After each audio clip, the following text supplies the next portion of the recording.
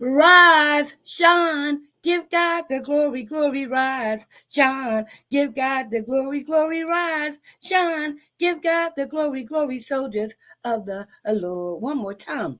Rise, shine, give God the glory, glory, rise, shine, give God the glory, glory, rise, shine, give God the glory, glory, soldiers of the Lord. Listen, why should we give him the honor, the praise, the glory, the hallelujah, the worship?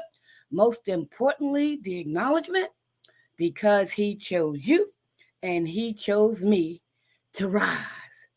And just the way we are. Isn't that beautiful? To know that our Creator, who created us, accepts us just the way we are. All, I mean, when I say all because through him allowing us to be chosen to rise this day, this moment, and in this present time, day and age, is for a reason. We still have work to do, and we can only learn what the work is if we acknowledge him and put him ahead of everything, asking for his direction, his guidance, his courage, his strength to walk through the fear. Face everything and rejoice. Face everything and be rejuvenated. Face everything and recover. Yes. So listen, y'all know who I am. I'm Edwina B, Miss Cuckoo for Cocoa Pops. And as you can see, I'm missing something today, right? I can't find them. And I thank God that I am so transparent that when I can't find them, I still come on just the way I am. Why? Because it is about the spiritual message and not the messenger. All right. And so I just want to thank you all for allowing me in your homes, in your cars, all right, wherever you are, to just touch one more person. And that person, we don't know who it is that God wants us to plant a seed, right?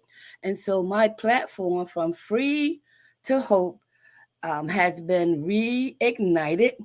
And why? Because I want to continue to be set free from recovery, emerge enlightened and empowered to give hope to others, help others prosper equally. And I got that from being a part of a 12-step spiritual program for 33 plus years and recently incorporating the 5 agreements by the Ruiz family. Be impeccable with your word. Don't take anything personally. Don't make any assumptions. Always do your best and be skeptical, but learn to listen. And most recently, the transformational teachings by Dr. Sonja. Listen, I dreamt about them last night. I tell you, I know that I am spiritually connected because I know that my steps are ordered. And those who I come across in one way, shape, form, or fashion is for me to learn something from, right? And so I just thank God that He accepts me just the way I am. And I'm going to continue to do what we do, give each other hope that people with co occurring disorders, chemical dependency, and mental illness like me, that we do recover. 33 plus years ago, he met me, delivered me, and prepared me from underneath a parked car after a 14-year addiction, after being an alcoholic, a crackhead, a prostitute. I even committed murder. Yes, I had an abortion as a prostitute, and I consider that murder. But yet and still, he saved me. Even though I had aspirations of being a model, actress, a phys ed teacher, was the co-captain of the cheerleader team, vice president of my high school class. My parents deemed me the smartest of the 6 children. And my school members voted me one to most likely to succeed. Well, Edwina, at the age of 34, why in the hell are you underneath a parked car? But more will be revealed writing the continuation of my first book, which are journal entries that I kept the first 4 years in recovery. Let's see if I have anything here. And so, as a result, It's been a while, and thanks to the transformational teachings by Dr. Sonja, who I know was divinely put into my life to set me on fire, to continue the work that God has destined me to do, to complement my 12-step spiritual program of Alcoholics Anonymous and the 5 agreements by the Ruiz family. I don't represent any of them. I represent the God who delivered me, prepared me, and chose me from underneath that park car to live. Because I definitely asked him to take me out this life or show me a better way.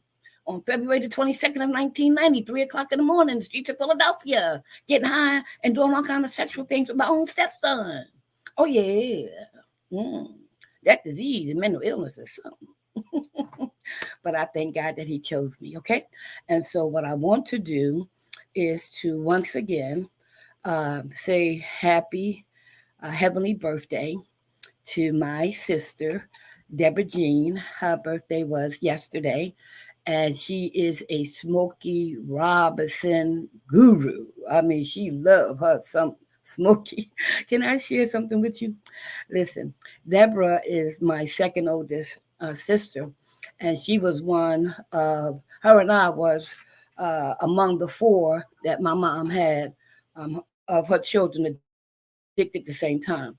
And so me and Deborah, we bonded, in a special way because of her early challenges, and found out later she even endured some more challenges, and now we knew why she was getting high the way that she was, and how she suffered mental illness keeping secrets, okay? But guess what? She died sober. She died, being set free of telling and releasing, I believe, I hope, all the secrets, but the major ones, so that she can be set free. From recovery, she emerged empowered and enlightened, and she gave hope to other people who suffer from co occurring disorders and who were targeted as a child to be used, abused in many horrific ways. But God saw fit to keep her and free her, and she is now an example, one of my greatest role models. So happy birthday, Deborah Jean. Ooh, baby, baby. Ooh, baby, baby. Have a happy landing. See? Smokey Robinson. She even, before she died, she was granted a wish, and she got front row seats in the backstage opportunity to meet her man. That was her man, Smokey Robinson, right? But I'm just so glad I can smile. And if I did shed tears, they would be tears of joy because of the awesomeness of what Donald Lawrence so eloquently says in his song Spiritual. We are not a natural being having a spiritual experience. No, we are spiritual beings encased and walking this natural experience here on earth, the journey of life. When we learn and apply and practice 12 spiritual principles of a 12-step program, we apply them to any and all earthly matters. One, to not make me go back to drinking or underneath that parked car, but to learn how to wear the world like a loose garment. And so my attitude and perspective about the transition has changed in other areas as well, due to the 12 spiritual principles, complemented by the 5 agreements, and most recently by the transformational teachings by Dr. Sonja. So, if you are in need of a keynote speaker, or a spiritual coach or consultant, I am your person, okay? And so, but um, I'm telling you now, do not call me if you do not want the truth. Do not call me if you don't want me to be authentic and transparent. As you can see, I love me today. I nurture me today. I accept me today.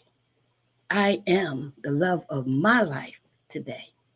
When I can do all those things for me, I've been prepared through my God to apply those same character assets to you.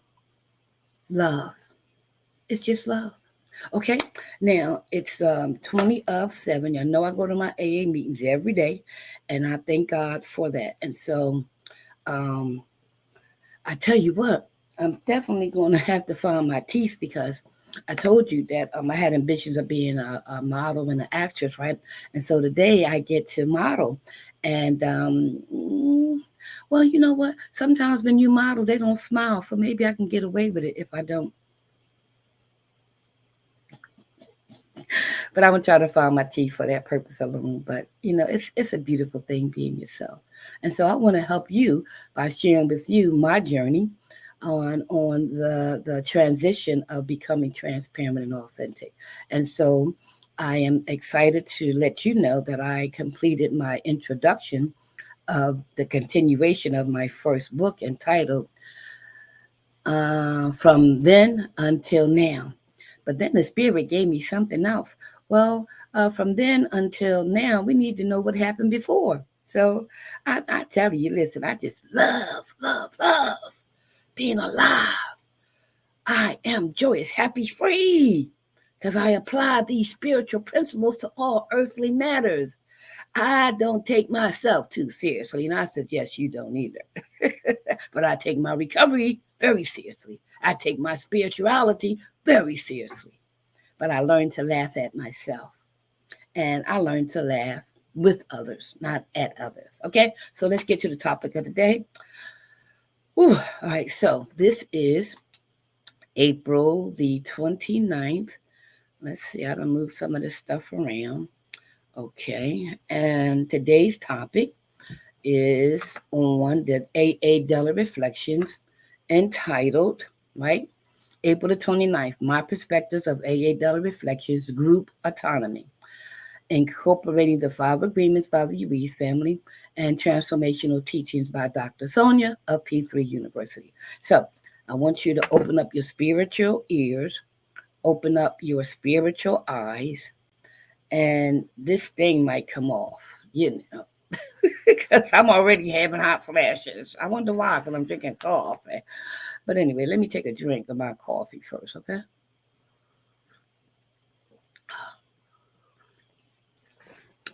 Don't you desire to be yourself? Hmm? I'm telling you, it's so freeing. Let me show you the way. All right, so let's bring up the topic, and we're going to dissect this baby after we read it, okay? All right, here we go. All right. Group autonomy. And our co-founder takes a quote off of page 104 through 05. And the quote states, some may think that we have carried the principle of group autonomy to extremes. For example, in its original long form, Tradition 4 declares any 2 or 3 gathered together for sobriety may call themselves an AA group, provided that as a group they have no other affiliation. Again, but this ultra liberty is not so risky as it looks. From the AA Comes of Age, pages 104 through 105.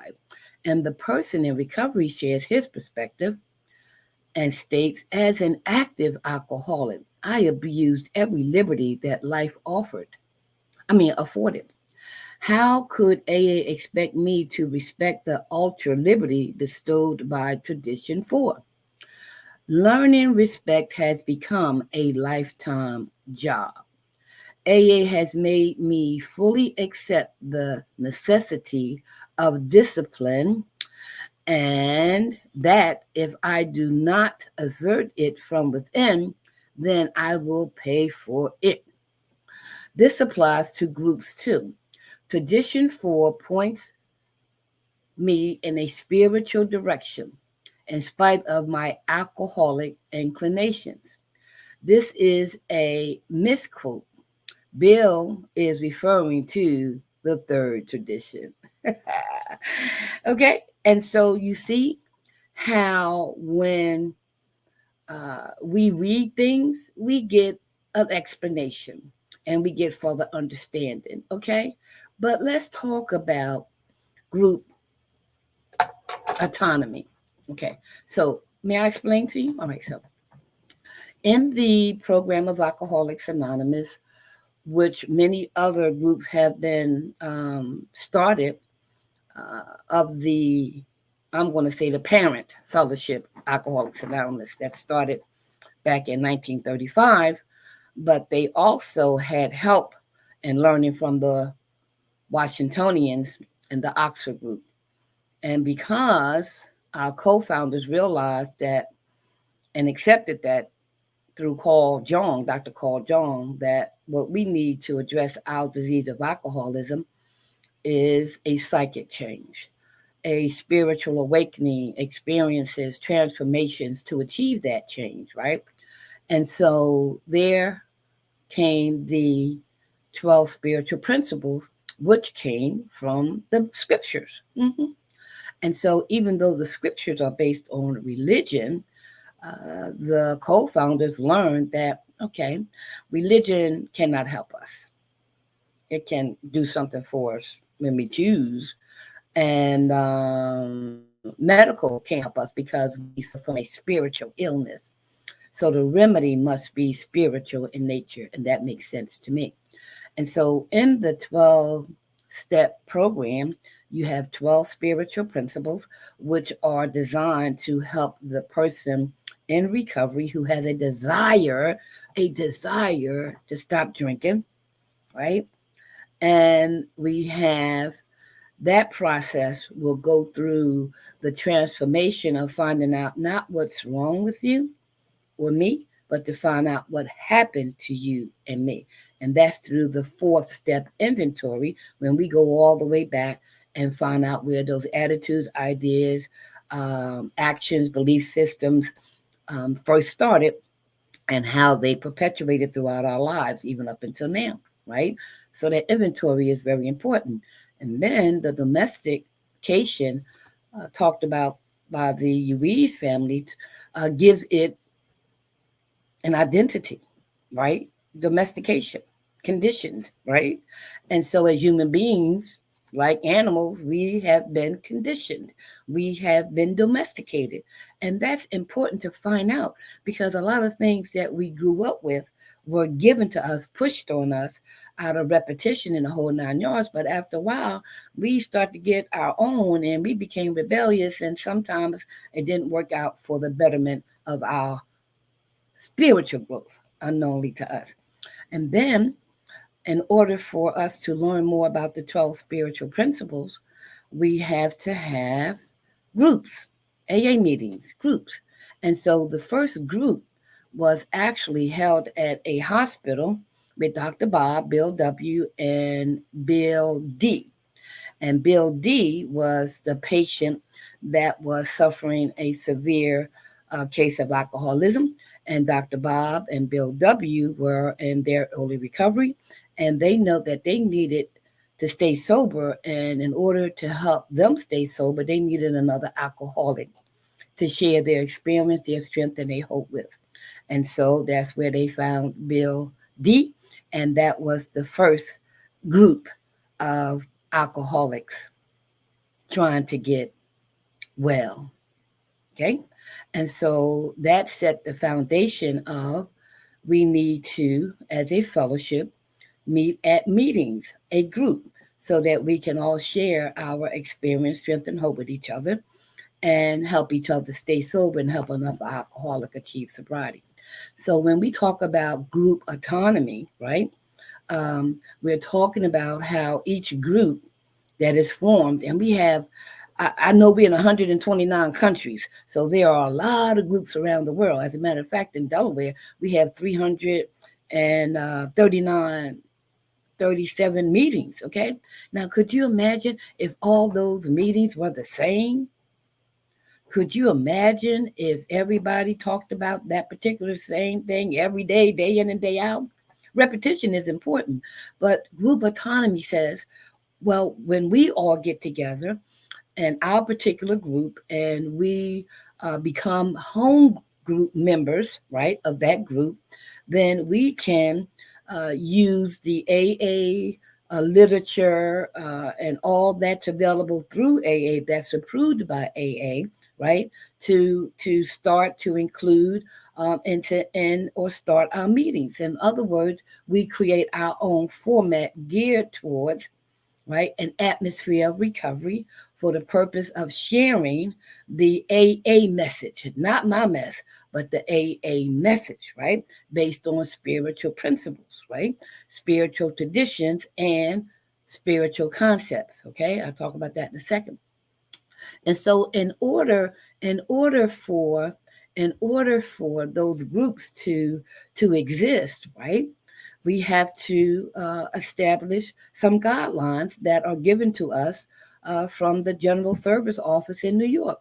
And so, and whenever we want to start a group, we contact them for a new group beginners checklist, guideline, setup, okay? And the beautiful thing about that is that no matter where I go around the country or countries, and I go to an AA meeting, I understand that the format may vary, but it all includes and represents the message of Alcoholics Anonymous for the purpose of us staying sober one day at a time, and more importantly, to help another alcoholic achieve sobriety. Okay, and so the 12 concepts are used for our universal guidelines and traditions in the realm of service. So you have the medical field, the religious field, this field, that field, because the information should be free, and it is free. And so all these other entities who tried to help us and realized that they couldn't, but how could they partner with us in order for them to learn more about us and us about them, and to help one more person get sober and stay sober for the purpose of helping somebody else. Okay, so that's what group autonomy is. And so let's dissect this baby. All right. Okay, so here, the first thing it says, right? It says, so some may think that we have carried the principles of group autonomy to extremes. All right, so listen, when you come to an open AA meeting, that means it is open to the public. The Alcoholics Anonymous Big Book has been replicated in all languages as well as the other AA literature. And so when we talk about group autonomy, meaning like for instance, we live in a house, right? And you live next door to me and we got neighbors down the street. It is not our role in my house to go to your house and tell you what to do, how to do it, and you must do it like I do it, type of thing. So you get the drift, all right?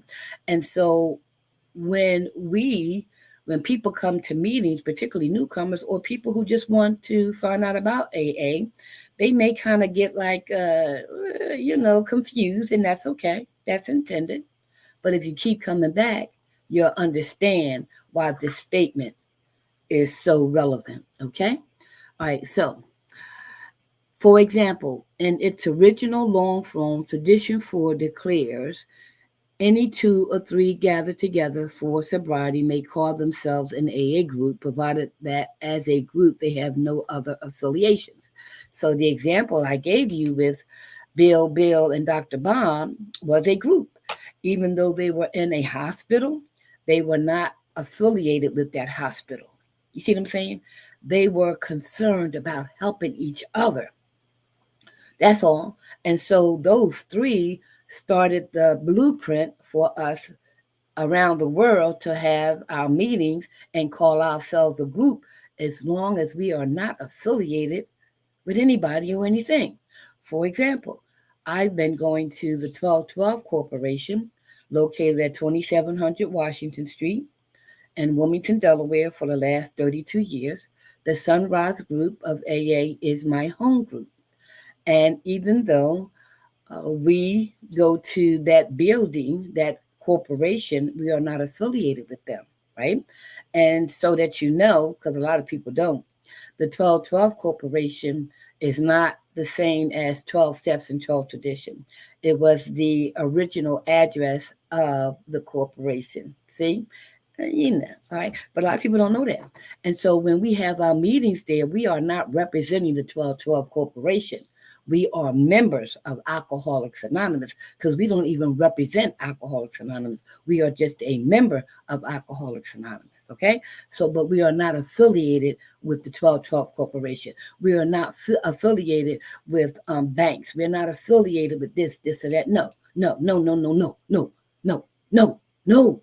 Can't, because it will, right, divert us from our primary purpose, which is how the Washingtonians and the Oxford group met their demise. Okay, so we understand that, but you can't understand unless you come to meetings and keep coming back. Okay, so he goes on to say, right, um, whew, but this ultra liberty is not so risky as it looks. And the only reason why it says that, because in order for us to get an understanding about anything, right, we have to be active. We have to be around. We have to ask questions. We need to hear other people's perspective, right? Because our perception, majority of the time, if not all the time, is wrong because we don't have all the information. And then all the information that we do have, right, may not be totally true. Just like with the domestication process, right?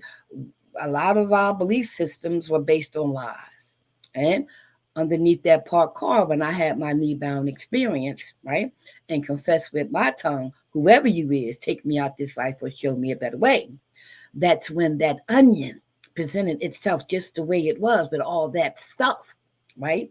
And so being chosen to stay here, my creator, put me on the pathway to spiritual education, spiritual experiences, spiritual awakenings, spiritual transformation, all in order for me to obtain a psychic change, right? All right, so let's see what the person in recovery says, because I only got 3 more minutes, okay? So the person in recovery says, as an active alcoholic, I abused every liberty that life afforded, okay? As an active alcoholic. And see, I'm not going to get into all that, if you know what I mean. I know I am a child of God. I know now that He loves me. I know beyond a shadow of a doubt that I do have the disease of alcoholism, that according to the medical terms and according to research is incurable. Okay? I'm talking about the physical, right? Now spiritually I can be, put on the pathway of having a daily reprieve, but it's only contingent upon the maintenance of my spiritual condition. And when I said we have to obtain a psychic change, meaning everything starts here. And so if I allow this process of recovery to help me identify those things that contributed to my demise underneath that parked car, I must go back and unlearn what I learned so I can learn the spiritual way of life and ask the Creator to order my steps. Okay? So, as an active alcoholic, he stated that, he abused every liberty that life afforded him. How could AA expect me to respect the ultra liberty bestowed by tradition for? Learning respect has become a lifetime job. Yes, learning respect has become, in his perspective, a lifetime job. That is deep. Mm-hmm. Mm. I just did a class with some youth about respect. Mm-hmm. And we deciphered, you know, respect versus disrespect, and they were able to identify what each of them thought respect meant to them and how it translated and giving respect and receiving respect. Okay, it's a lifeline process. Okay, I got 30 seconds, but I'm gonna take a minute or two. So then he says, AA has made me fully accept the necessity of discipline, and that if I do not assert it from within, then I will pay for it. Oh, yes. Oh, yes, yes, yes, yes. Yes, yes. One of the reasons why I have this mask on, right, is to demonstrate, and this little bit of makeup, right?